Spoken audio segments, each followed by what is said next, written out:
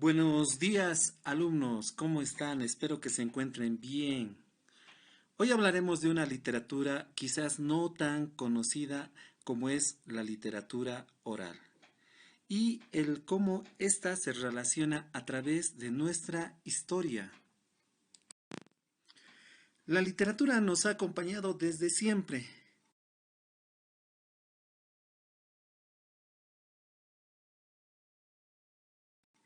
y en todos los ámbitos de la existencia humana, puesto que no solo existe la literatura escrita, sino que hay una más antigua que esta y que es la literatura oral. Por los datos que se tienen desde los inicios de nuestro tiempo, pasando por las charlas, como vemos en las imágenes, los discursos de independencia o libertad, o los grandes debates filosóficos, los cuentos que nos contaban nuestros abuelos. La literatura siempre ha estado entre nosotros.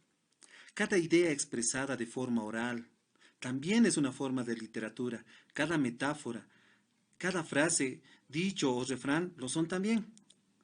Esta ha desencadenado revoluciones, ha hecho florecer ideas, ha cultivado al ser humano en su pensamiento y en su forma de actuar desde siempre.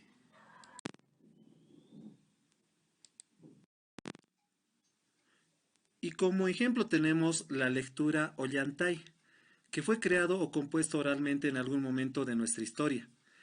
Con el correr de los años se fueron difundiendo de boca en boca, de generación en generación, hasta formar parte de la tradición e identidad de los pueblos donde surgieron. Posteriormente se las trasladó a la escritura, como tantas otras, para que de esta manera quedaran impresas y formaran parte del patrimonio cultural y literario de nuestro país. Entonces, el que la literatura tenga un comienzo oral implica que fue transmitida de generación en generación. La labor de difundirla estuvo a cargo de poetas que memorizaban las canciones o historias de hechos reales o imaginarios y que luego recitaban ante un público.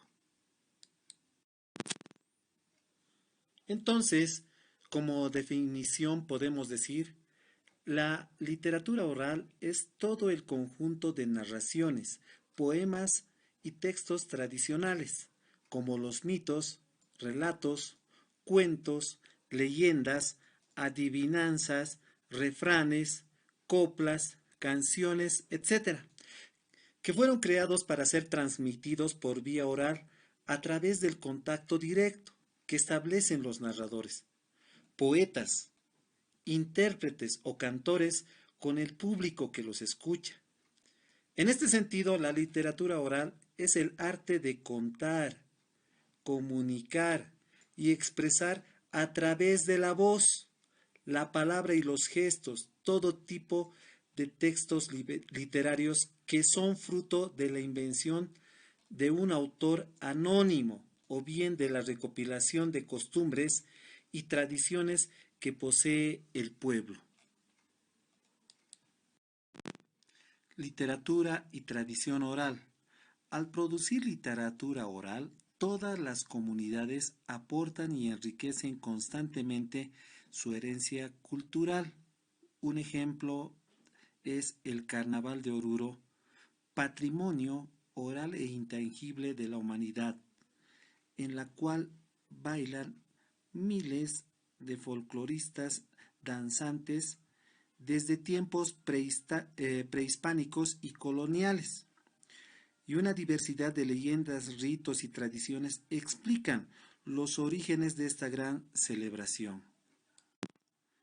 También podemos decir que toda comunidad posee tradiciones orales, incluso en algunas regiones son la principal fuente de conservación de la historia y de la cultura ancestral.